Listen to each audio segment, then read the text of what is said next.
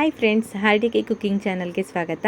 ಇವತ್ತು ಬೆಂಡೆಕಾಯಿ ಗೊಜ್ಜನ್ನ ಮಾಡಿದ್ದೀನಿ. ತುಂಬಾ ಚೆನ್ನಾಗಿ ಬಂದಿದೆ. ಅದನ್ನು ಯಾವ ಥರ ಮಾಡೋದು ಅಂತ ನೋಡೋಣ ಬನ್ನಿ. ಇವಾಗ ತೊಳೆದು ವಾಶ್ ಮಾಡಿಕೊಂಡು ಆಮೇಲೆ ಕಟ್ ಮಾಡ್ಕೊಂಡಿದ್ದೀನಿ. ಚಿಕ್ಕ ಚಿಕ್ಕದಾಗಿ ಕಟ್ ಮಾಡಿದ್ದೀನಿ. ನಿಮ್ಗೆ ಯಾವ ಶೇಪ್ ಬೇಕೋ ಆ ಶೇಪಲ್ಲಿ ಕಟ್ ಮಾಡ್ಕೊಳ್ಳಿ ಬೆಂಡೆಕಾಯಿನ. ಮತ್ತು ಮಸಾಲೆನ ರುಬ್ಬಿಟ್ಕೊಂಡಿದ್ದೀನಿ. ಈ ರುಬ್ಬಿಟ್ಕೊಂಡಿರೋಂಥ ಮಸಾಲೆಗೆ ಕಾಯಿ, ಕಡಲೆ, ಬೆಳ್ಳುಳ್ಳಿ, ಈರುಳ್ಳಿ, ಕೊತ್ತಂಬರಿ ಸೊಪ್ಪು, ಚಕ್ಕೆ, ಲವಂಗ, ಶುಂಠಿ, ಟೊಮೆಟೊ ಇಷ್ಟನ್ನು ಹಾಕ್ಕೊಂಡು ರುಬ್ಕೊಂಡಿದ್ದೀನಿ. ಇದಕ್ಕೆ ಸಾಂಬಾರು ಪೌಡ್ರ್ ಏನು ಹಾಕಿಲ್ಲ. ಇವಾಗ ಮಿಕ್ಸ್ ಮಾಡ್ಕೊಳ್ಳೋಣ ಬೇಕು ಅಂತಂದಾಗ. ಬಾಣಲಿನ ಇಟ್ಕೊಂಡು ಈ ಕಟ್ ಮಾಡಿರೋ ಬೆಂಡೆಕಾಯಿಲೂ ಇದಕ್ಕೆ ಹಾಕ್ಕೊಳ್ಳೋಣ. ಬೆಂಡೆಕಾಯಿ ಹುರಿಬೇಕಾದ್ರೇ ಸ್ವಲ್ಪ ಎಣ್ಣೆನ ಹಾಕ್ಕೊಳ್ಳೋಣ. ಆವಾಗ ಸ್ವಲ್ಪ ಅಂಟೆಲ್ಲ ಆಗುತ್ತಲ್ಲ, ಈಗ ಲೋಳೆ ಥರ ಬರುತ್ತಲ್ಲ, ಅದೆಲ್ಲ ಸ್ವಲ್ಪ ಕಡಿಮೆ ಆಗುತ್ತೆ. ಒಂದು ಸ್ವಲ್ಪ ಎಣ್ಣೆನ ಹಾಕ್ಕೊಂಡು ಚೆನ್ನಾಗಿ ಹುರ್ಕೊಬೇಕು. ಇದರಲ್ಲಿ ಲೋಳೆ ಅಂಶ ಹೋಗೋ ಥರ ಹುರ್ಕೊಂಡ್ರೆ ಸಾಕಾಗುತ್ತೆ. ಎಣ್ಣೆ ಹಾಕಿರೋದ್ರಿಂದ ಬೇಗ ಲೋಳೆ ಅಂಶ ಎಲ್ಲ ಬಿಡುತ್ತೆ. ಸಾಂಬಾರಿಗಾಗಲಿ, ಪಲ್ಯಕ್ಕಾಗಲಿ, ಹುಳಿಗಾಗಲಿ ಈ ಥರ ಹುರ್ಕೊಂಡೇ ಹಾಕಬೇಕು ನಾವು ಬೆಂಡೆಕಾಯಿನ. ಇಲ್ಲ ಅಂದರೆ ಸಾಂಬಾರೆಲ್ಲ ಒಂಥರ ಲೋಳೆ ಥರ ಆಗೋಗುತ್ತೆ. ಅದಕ್ಕೋಸ್ಕರ ಈ ಥರ ಫ್ರೈನ ಮಾಡ್ಕೊತಾ ಇದ್ದೀನಿ. ಎಣ್ಣೆ ಹಾಕ್ಕೊಂಡು ಹುರ್ಕೊಂಡ್ರೆ ಸುಲಭವಾಗಿ ನಾವು ಲೋಳೆ ಅಂಶನ ತೆಗೆದುಬಿಡ್ಬೋದು. ಬೇಗನೂ ಕೂಡ ಫ್ರೈ ಆಗುತ್ತೆ. ಬೆಂಡೆಕಾಯಿ ಉರಿಬೇಕಲ್ಲ ಅಂತಲೇ ತುಂಬ ಜನ ಬೆಂಡೆಕಾಯ್ದು ರೆಸಿಪೀಸ್ಗಳನ್ನ ಇಷ್ಟಪಡಲ್ಲ, ಮಾಡೋದಕ್ಕೆ ಹೋಗಲ್ಲ.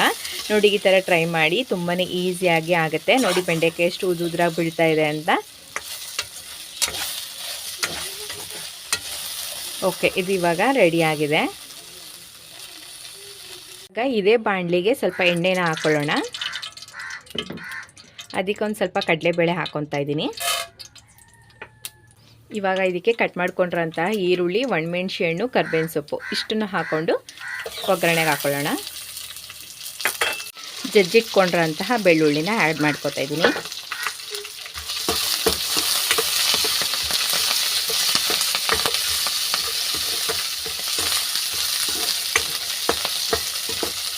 ಇವಾಗ ಇದಕ್ಕೆ ರುಬ್ಬಿಟ್ಕೊಂಡಿರೋಂತಹ ಮಸಾಲೆನ ಹಾಕ್ಕೊತಾ ಇದ್ದೀನಿ.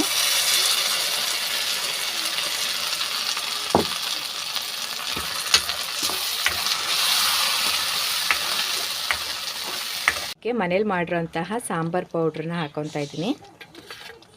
ರುಚಿಗೆ ಎಷ್ಟು ಬೇಕೋ ಅಷ್ಟು ಉಪ್ಪನ್ನ ಹಾಕ್ಕೊಳ್ಳಿ.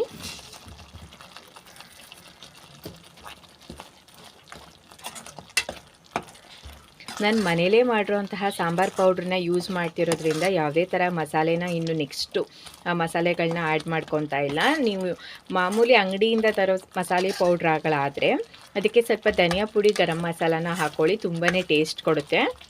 ಇದು ಇನ್ನೊಂದು 10 ನಿಮಿಷ ಕುದ್ರೆ ಹಸಿ ವಾಸನೆ ಎಲ್ಲ ಹೋಗುತ್ತೆ. ಆವಾಗ ನಾವು ಬೆಂಡೆಕಾಯಿನ ಹಾಕ್ಕೊಳ್ಳೋಣ. ಇವಾಗ ಇದು ನೋಡಿ, ಎಣ್ಣೆ ಅಂಶ ಎಲ್ಲ ಬಿಟ್ಟಿದೆ. ತುಂಬ ಚೆನ್ನಾಗಿ ಘಮ ಬರ್ತಾ ಇದೆ. ಇವಾಗ ನಾವು ಇದಕ್ಕೆ ನೀರು ಎಷ್ಟು ಬೇಕೋ ಅಷ್ಟನ್ನ ಹಾಕ್ಕೊಬೇಕು.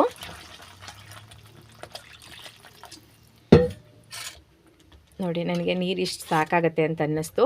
ಇದು ಚಪಾತಿಗೆ, ಮುದ್ದೆಗೆ, ಅನ್ನಕ್ಕೆ ಎಲ್ಲದಕ್ಕೂ ತುಂಬಾ ಒಳ್ಳೆ ಕಾಂಬಿನೇಷನ್ ಅಂತಲೇ ಹೇಳ್ಬೋದು. ತುಂಬಾ ರುಚಿ ಕೊಡುತ್ತೆ. ಯಾರ್ಯಾರಿಗೆಲ್ಲ ಬೆಂಡೆಕಾಯಿ ಇಷ್ಟ ಅಂತ ಕಮೆಂಟ್ ಮಾಡಿ ತಿಳಿಸಿ. ನಾವು ಪ್ಲೀಸ್ ಒಂದ್ಸಲ ಟ್ರೈ ಮಾಡಿ ನೋಡಿ. ತುಂಬಾ ರುಚಿಯಾಗಿರುತ್ತೆ.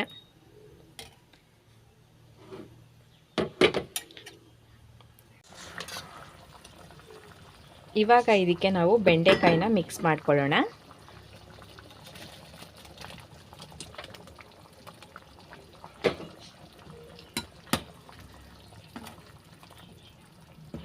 ಇವಾಗ ಇದೊಂದು 10 ನಿಮಿಷ ಬೆಂದರೆ ಸಾಕಾಗುತ್ತೆ. ರುಚಿಯಾದ ಬೆಂಡೆಕಾಯಿ ಸಾಗು, ಹುಳಿ, ಗೊಜ್ಜು ನೀವೇನಂತೀರ ಅದು ರೆಡಿಯಾಗುತ್ತೆ. ಇನ್ನೊಂದು 10 ನಿಮಿಷ ಬೆಂಡೆಕಾಯಿ ಸ್ವಲ್ಪ ಸಾಫ್ಟ್ ಆಗೋವರೆಗೆ ಬೇಯಿಸ್ಕೊಳ್ಳಿ.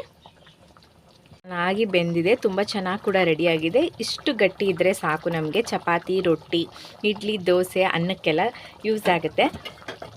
ಇದನ್ನು ನಾನು ಚಪಾತಿ ಜೊತೆಗೆ ಸರ್ವ್ ಮಾಡ್ಕೊತಾ ಇದ್ದೀನಿ. ಎಷ್ಟು ಕಲರ್ಫುಲ್ಲಾಗಿ ಕಾಣಿಸ್ತಿದೆ ಅಲ್ವಾ? ನನಗಂತೂ ಬೆಂಡೆಕಾಯಿ ಗೊಜ್ಜಂದರೆ ತುಂಬಾ ಇಷ್ಟ. ಅದರಲ್ಲೂ ಚಪಾತಿ ಜೊತೆಗೆ ಒಳ್ಳೆ ಕಾಂಬಿನೇಷನು. ಈ ಥರ ಗಟ್ಟಿ ಬಂದಿದೆ ನೋಡಿ, ಎಷ್ಟು ತೆಳು ಇತ್ತು, ಎಷ್ಟು ಗಟ್ಟಿ ಬಂದಿದೆ ಅಂತ. ತುಂಬಾ ಚೆನ್ನಾಗಿರುತ್ತೆ. ರುಚಿ ಕೂಡ ಅಷ್ಟೇ ಚೆನ್ನಾಗಿತ್ತು. ಮನೇಲಿ ಒಂದ್ಸಲ ಟ್ರೈ ಮಾಡಿ ನೋಡಿ, ನಿಮ್ಮೆಲ್ಲರಿಗೂ ಇಷ್ಟ ಆಗುತ್ತೆ.